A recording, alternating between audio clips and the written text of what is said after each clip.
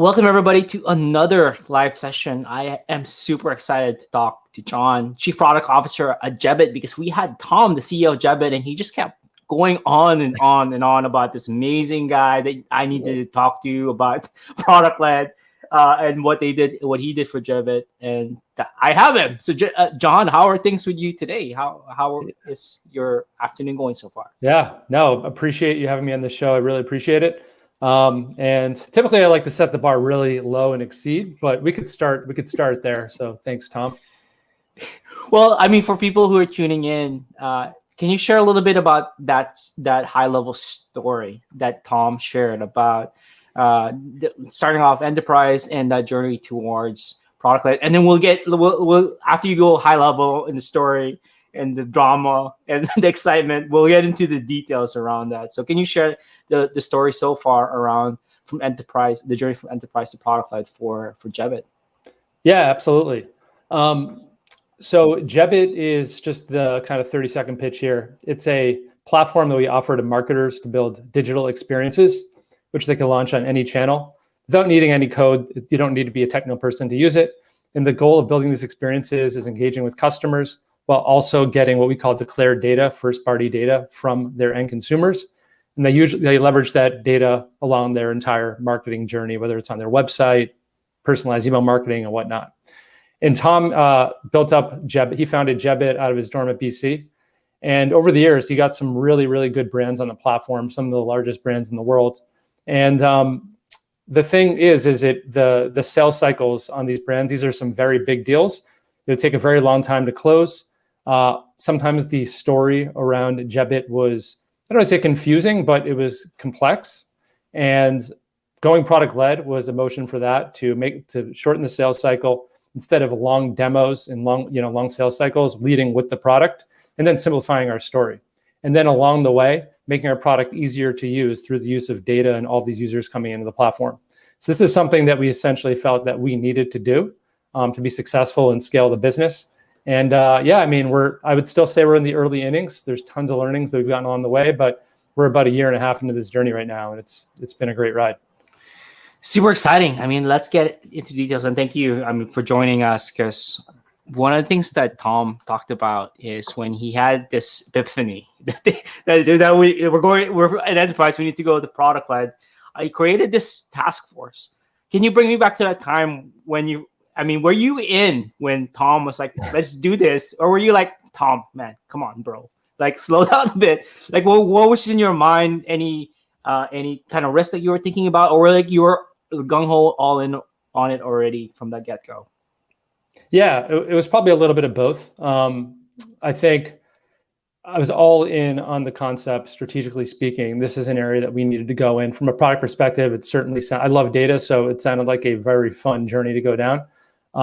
It's probably a little bit overwhelming of where to start this journey, especially given we have this enterprise build business with tons of brands on it with very specific wants. So how do we get started? And this task force that we created, it was essentially a way, while we knew we needed to become product led, it wasn't a foregone conclusion that this was going to be successful. So we needed to find a way to move in the direction of product led without completely shaking things up. So we did it in a contained fashion, and that was through this task force. And initially on the task force, I would say out of the gate, there is 2 to 3 primary things we focused on. One was from a marketing perspective, just the overall positioning of Jebbit. As I mentioned before, it could often get complex how we were pitching. Depending on who we were pitching to, we would change the use cases around. And we just wanted to simplify on one specific use case to make it much easier for somebody to understand what Jebbit is. So out of the gate, we actually kind of A/B split tested 2 use cases. It was product quizzes and surveys. And we wanted to figure out which one resonated most with end consumers. And then we kind of built up this marketing muscle of spinning up landing pages with different messaging, different pitches, just to see what people are clicking on, which ones people were signing up through. And then the second piece of that, aside from marketing, is obviously building the MVP of our product, which I'm sure we'll get into later on. But we needed to build out a product that somebody that we didn't know could sign into and figure out what to do. And I would say the very last piece is just like when somebody's signing up, we know, like the email notifications of what's happening on the platform and at what point. And that was kind of the underpinning of the analytical muscle that we built up throughout this process, which I'm sure we'll go into more as well. But that's how the task force kicked off. How many? Thank you for. We're going to get into detail with all of those things, but so you're a little bit skeptical. You're in. You saw it strategically. It's the right place to go. Tom invited you to this task force. How many people was in that task force? And once you guys are together, like, did Tom just go, "Okay, guys, go at it"? Or what was that? Yeah, what did we do? Yeah, what did you do with that first task force meeting, so to speak? Yeah, so the task force definitely evolved over time. In terms of who was on the task force, this was a very strategic bet for our company. So we had executive buy-in, we had Pam, our CMO, we had Tom, our CEO, me in product, and then we had another product manager, 2 marketers, one concentrated on growth and acquisition, and another one more concentrated on some of like the retention activation related aspects of it. And it's funny, it evolved over time, because right when we started, we were doing daily stand-ups, and we would meet. And it's like, okay, there's nothing to do since the day before to actually show. Like there was no results. So over time, we would set concrete goals, and then they would move to weekly, and then eventually they would kind of move to monthly. Now that's not saying that we weren't collaborating. We set up communication channels, so we were doing breakout sessions. We were collaborating over Slack. We still use this PLG task force channel very frequently throughout the day. But it was all about like shared learnings, the data, new tests, and then we would come back with results. I would also say like the evolution of the task force, it wasn't just about meeting frequency and how we're communicating, but we were too small to be great at everything when it comes to acquisition, activation, retention, revenue, monetization, referrals, all that stuff. So we really focused on some key things. Out of the gate, we wanted to prove we could actually sign up users at all, let alone at scale. And once we signed them up, did they have any clue how to use the product? Were they successful in the product? So our core focus area, I would say for the first almost year, 6 to 9 months, was acquisition and activation. And then I would say this year, we shifted a little bit priorities, still concentrating on acquisition, getting quality users in different places. I wouldn't say we stopped focusing on activation, but we proved out that we get people to sign up, we get them to use the product, and they could hit their activation moment. We call kind of the moment of wow. And then so we focused efforts more on the monetization and retention piece, getting paid users back in the platform, getting any users back in the platform, and then increasing our conversion rate to paid. So that's where we are right now. But that's been the evolution so far. But like I said, still early innings. I love that evolution. So, I mean, I'm guessing the first initial experiment was around, you said, like, will people sign up for this? So did you just have a landing page and people sign up for it without any product at the back end? It's like, the product's coming soon. Was that essentially it, that first initial experiment around just a landing page? So out of the gate, we did not put sign up for Jebbit on our website, honestly, up until I think Q1 of this year. So we went an entire year plus without having it on our website. So what we would do is we would spin up these landing pages, and we would put them in blogs in different communities. We put some marketing spend against it, not a huge amount, but some, at least, to get some learnings. And people would show up these landing pages, and we did actually build a product which somebody could sign up for. This was the MVP. The MVP of the product was, just being able to sign up without talking to a human. That's step number one. Step number two was once they get into the product, they need to know why they're there and what to do. So we created some onboarding flows, partly using third-party tools, and partially we built some things in-house. But the onboarding was absolutely essential. Our old enterprise product certainly was not designed to sign up and figure it out on your own. They had onboarding trainings, a bunch of trainings, and then they would meet with their customer success rep frequently and always be there for questions. We still have portions of that in the business, don't get me wrong, but this idea that somebody could just be like, oh, here's the UI, go figure it out, was kind of laughable at the time.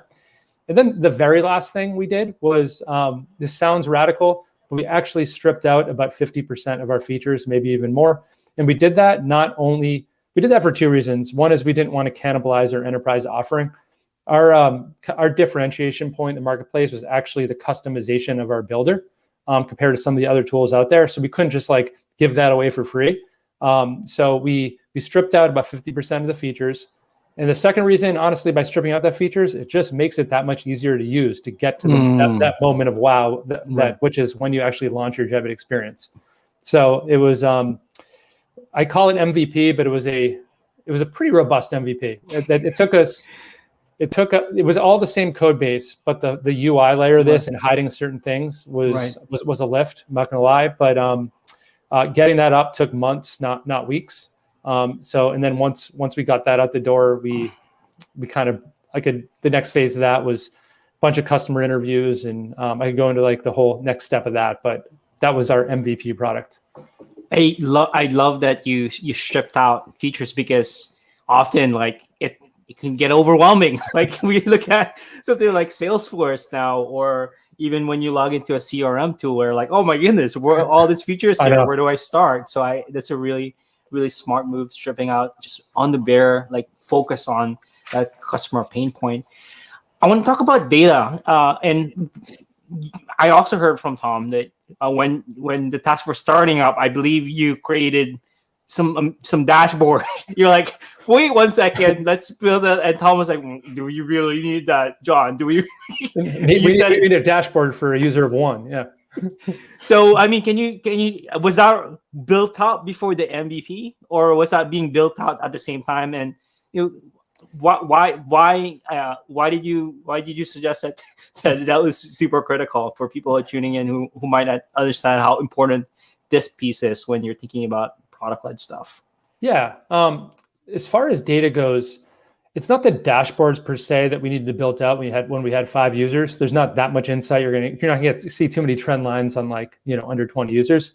We were building up the data muscle. And what I mean by that is we built out a data warehouse, which all of our platform data and all of our contract CRM data in Salesforce, all of our marketing data is all funneled into one place. So we could join all this data and do some ad hoc analysis. We just built out that general platform. The data is flowing to one place, as opposed to having to log into our, we use Mixpanel for feature usage and just like customer usage, instead of going into Mixpanel for that in a silo, being able to join that with other things they're doing in the platform, joining that with contract size, vertical, stuff like all these things that live in other places.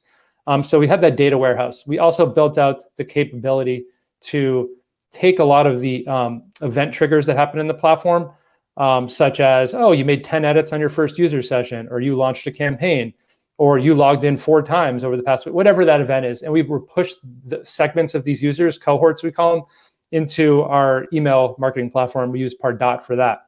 And through that, we could do personalized messaging. We built out the ability to, knowing where the user is coming from, what vertical they are when they sign up, and some other factors to personalize the onboarding experience.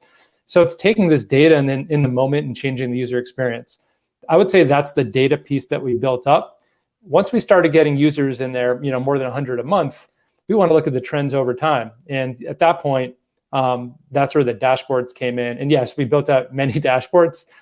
We use QuickSight for that. It's an Amazon tool that's built on top of AWS Redshift, which is our data warehouse. And what's great about it is when Redshift, we could always do ad hoc analysis to find the answer to a really meaty problem.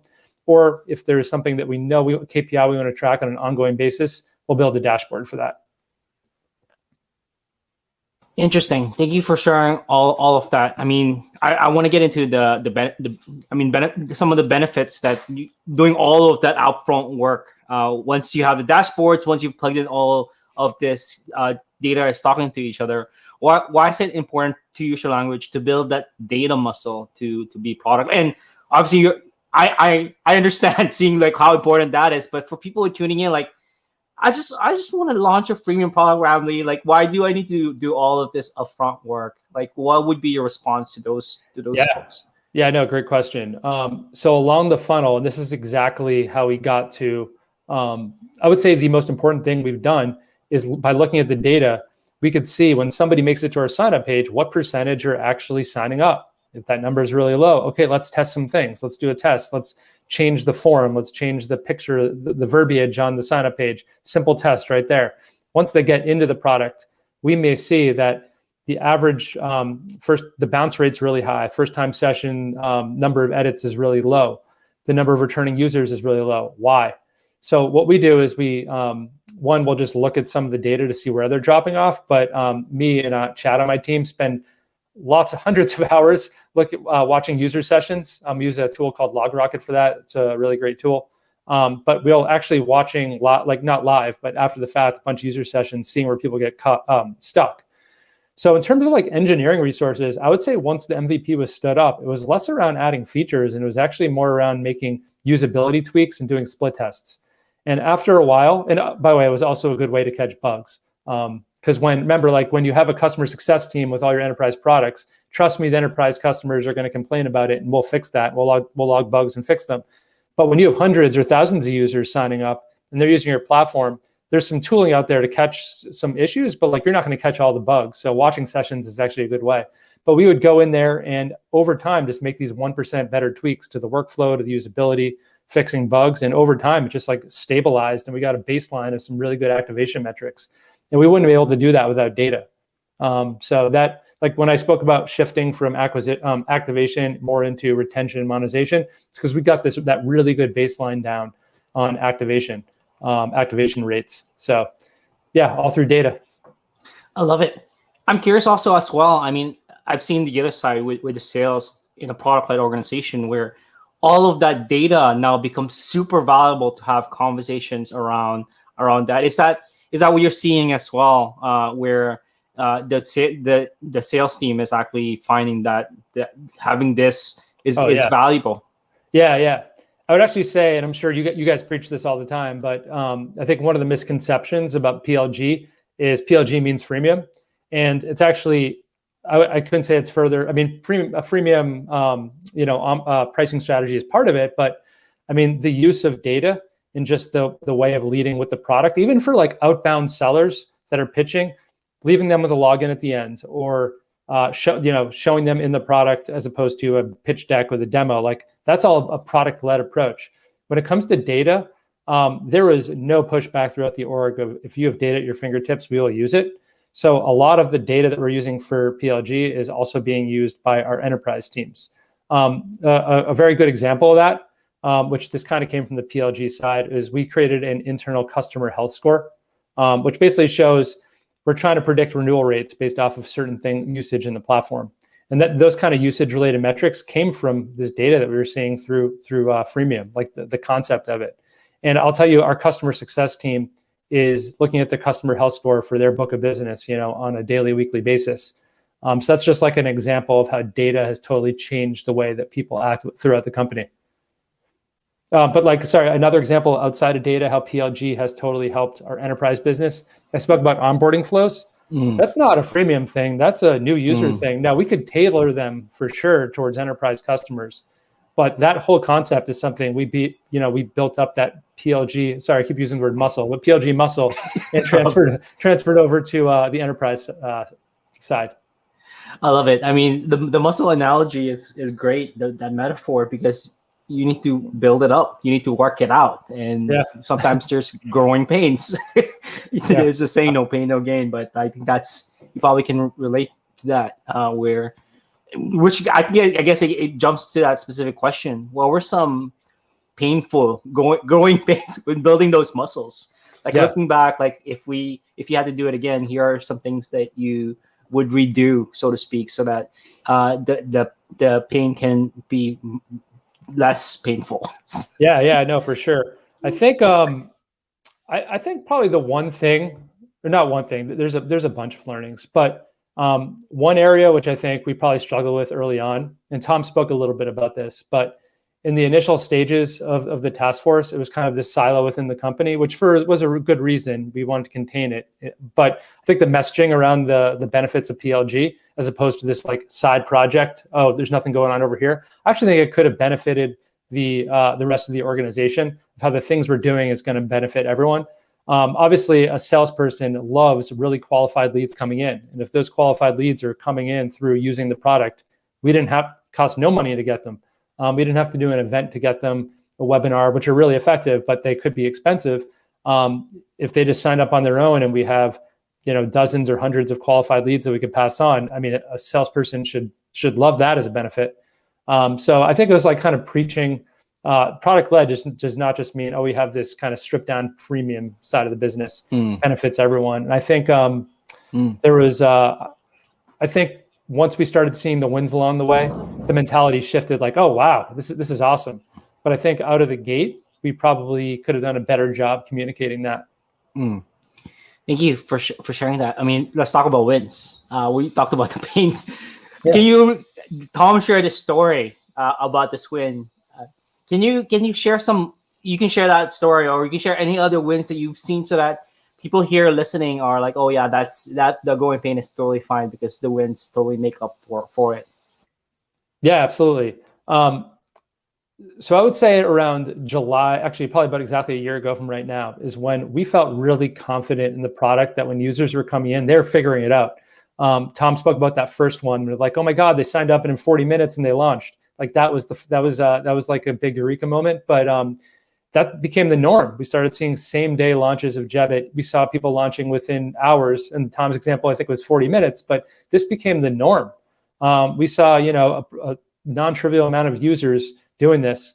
When we went into the Shopify ecosystem, which was tailored towards e-commerce, those users knew what Jebbit was. They're there for, the whole jobs to be done approach. So they knew what they wanted. We know we have competitors in the Shopify ecosystem, but we were seeing this happen at scale.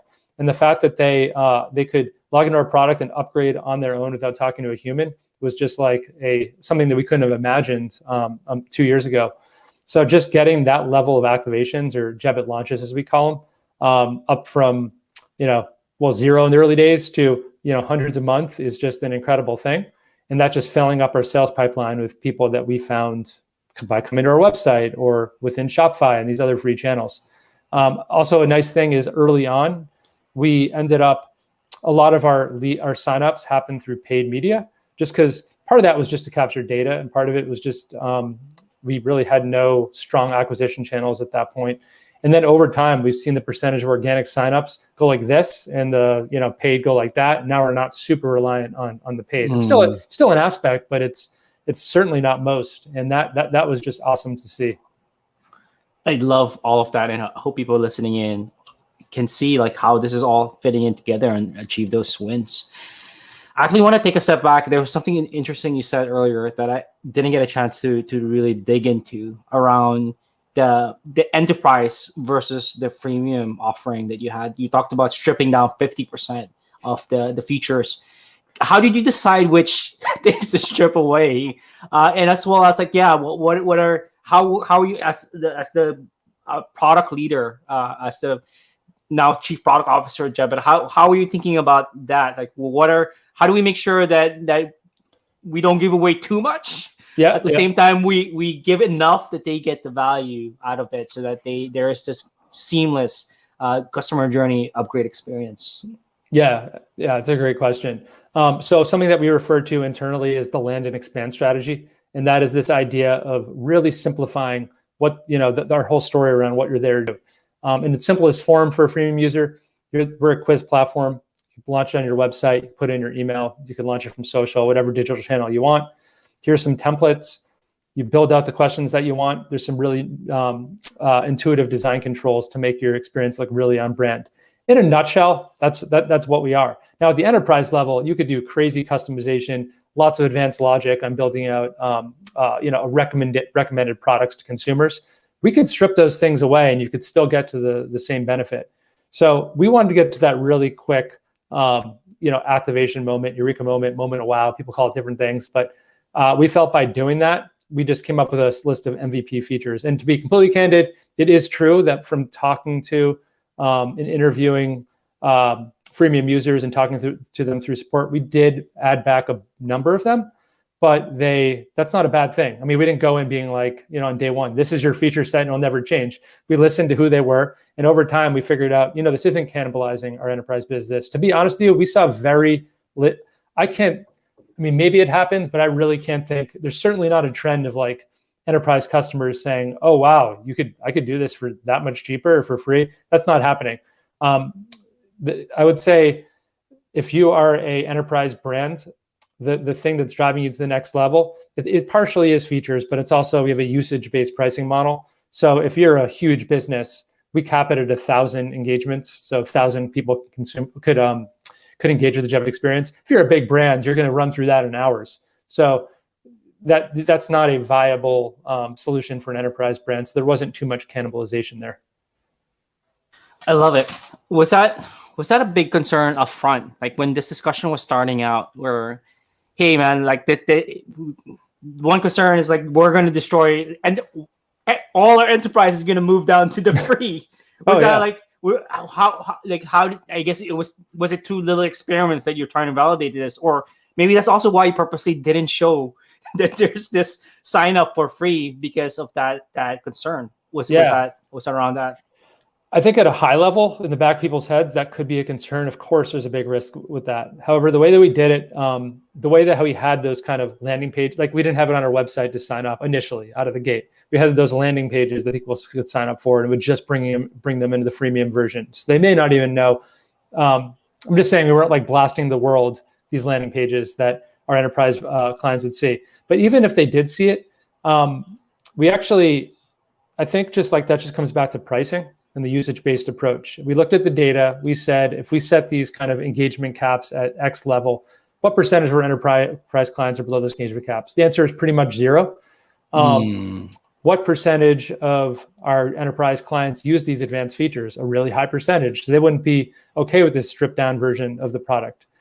Naturally, you might see some downward pressure on pricing, but I don't think that's because of freemium. I actually think that's more due to just competition in the marketplace that we're in. Right. There's just a lot more competitors. I would say to some degree, it was a fairly new market category 3 to 5 years ago. And in the past 2 to 3 years, this is a good thing. There's just a lot more competition, but I don't think that's because of freemium. Obviously there's a big difference between free and, expensive enterprise pricing. I don't think that was the reason for it. So, I think the contained approach that we took to this out of the gate, and then just like looking at the data of how our enterprise customers are using it is the reason why we kind of boxed off this feature set and boxed off the usage-based model the way we did. I love it. I mean, we talked a lot about different things around the task force, around figuring out what to build between enterprise and the freemium. Is there anything else that we haven't touched upon yet that I should have asked? I should ask you around this that you want to share to the audience around this journey. I think I think the advice first off, everybody's journey is going to be completely different. So this isn't like a PLG 101 type advice I can give to everyone, because really we came from a very specific standpoint when we started this journey. Other people come from different places, but I would say just like communication throughout the org is a very big thing around what PLG is, to get buy-in. And I would also say the second thing is it's not an either or situation. I've learned about where to invest. We're going to invest 50% of a roadmap in enterprise, 50% in PLG. That it's not like that. It's true that we needed to invest some upfront resources into the MVP. There's also there is a PLG style feature set, like monetization capabilities, like blocking off features and what that looks like and that journey, upgrade flows, stuff like that. That might be unique to freemium and PLG, but for the most part, the stuff we're building to make the product easier to use benefits everybody. So, and I really think the product has evolved to a much simpler product platform to use, even for enterprise, because of PLG. So that's probably those are probably the two things. Good thing you brought that up. I didn't get a chance to talk about buy-in. We talked about the task force, but was your whole product team bought into this, or were there some? Usually, I hear it's usually the sales. Usually, in an organization, is the sales team that's like, whoa, 1 second. But on your side, like, did you have to do any buy-in, any kind of like championing product-led the idea of this concept to your team, or was it already like easy as a smooth ocean, so to speak? Yeah. I think when it comes to allocating product engineering resources, there's always a debate how far to swing the pendulum of where we're investing. I think at this point, we're at the point where most of what we build benefits both parties. So I think we've gotten to that level, but I could see there's possibility for tension in that respect. But I'll say sales, I think, was very open to this concept. They're open to the concept of leading with the product. That completely changed at my time at Jebbit. Starting out long pitch decks, this is Jebbit, here's some screenshots, to demoing the product. Our salespeople have become product experts. That's been pushed by our CRO, Scott, but it has definitely benefited the team that they're in there showing them on the spot. And then most of the time, if leaving behind a login, they might even give them a login to the enterprise version before they even have that first call. So they're actually using it. We've had, just like, it's more than an anecdote, it's actually somewhat of a trend. I've heard on many occasions, before an enterprise deal is closed, instead of waiting for that first onboard to show them how to use the product, they've already built out a bunch of Jebbit experiences. So it's like, oh, wow, instead of moving to 101, like, we're getting into some of the advanced stuff and more strategy focused things during the onboard. So that's really cool. That the last thing you want is a really complicated product with a six month onboarding process, 15 calls. You get to the 15th call. I'm being a little facetious here, but you get to the 15th call and the contract is half up for, and like that's the last thing you need. You need the quick time to value. So it's it's just a combination of how you leverage sales, support resources, and product all at once. I keep coming up with new questions around that.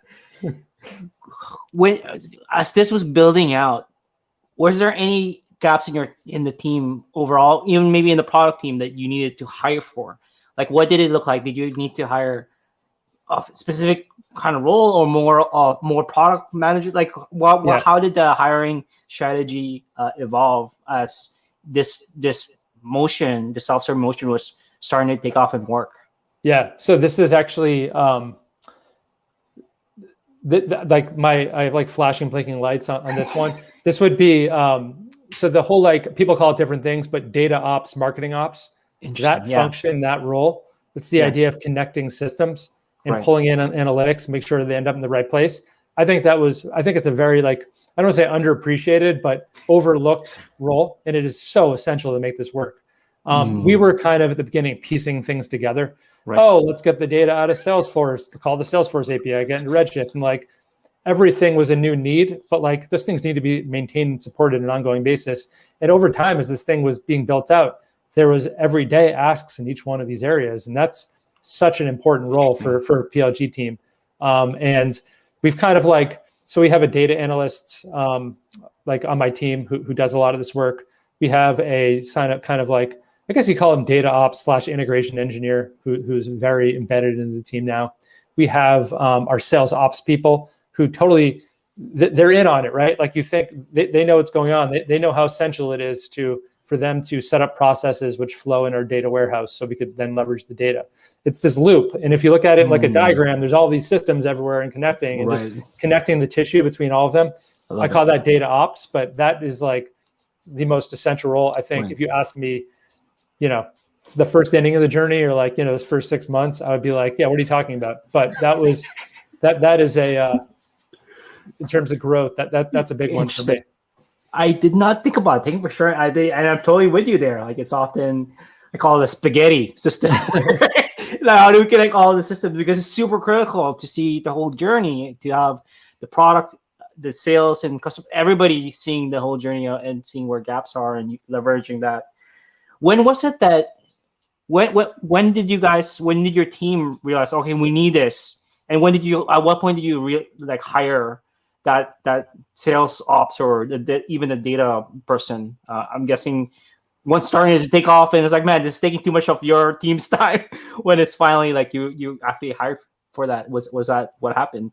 Yeah, it was kind of like a natural evolution. So this person actually existed within the company. They're just kind of doing something else. We kind of shifted roles a little bit.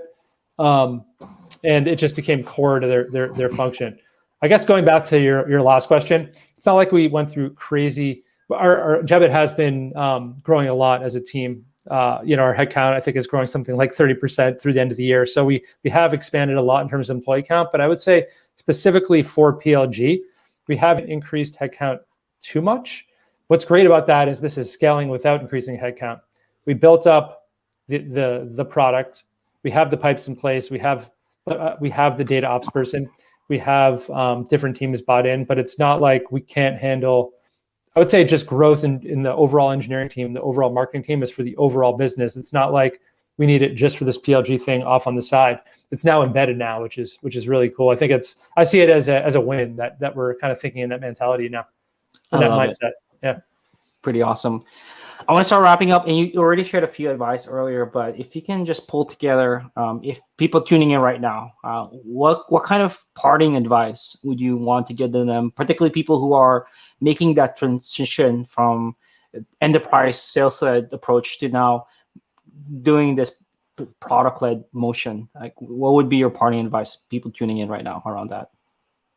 Yeah, I would say strategically, I think, and I know, Ramla, you guys have written a ton about this, but just making sure what is the best model for you, just looking at your business, or you a differentiated product and the whole emote framework. I think like nailing that down is really important out of the gate. And then once you figure out what the right approach is, I would say the two things is, one, you're going to be really in the weeds, figuring out what's actually going on out there, either, why you're not succeeding, or if you are, what's working. Let's do more of that. And yeah, I guess I keep just reiterating the whole thing around just communicating benefits throughout the org. That buy-in is just so essential. It just gets people, rowing in the same direction. And from there, it's a evolutionary process. Just keep making the product 1% better every day, keep testing. And there's ways to do it with not completely flipping around all departments day to days. There are ways to do it in a kind of a contained fashion, how we started out. I love it. And just one final question: where can people find out more about you? Are you on LinkedIn if they have more questions, and as well as where can people find out more about Jebbit if they want to take a look at it? Yep, I am on LinkedIn. Jonathan Sussman. I think you'll find me. In terms of Jebbit, just jebbit.com. Take our quiz on our website. It's a Jebbit quiz, and then sign up. Check out the product. Anybody could sign up. Also, we love feedback over here. So whether it's positive or critical, we especially like the critical feedback. So please, please send our way. Jonathan, thank you so much for your time. I really do appreciate it. Yeah, no, thanks for having me on.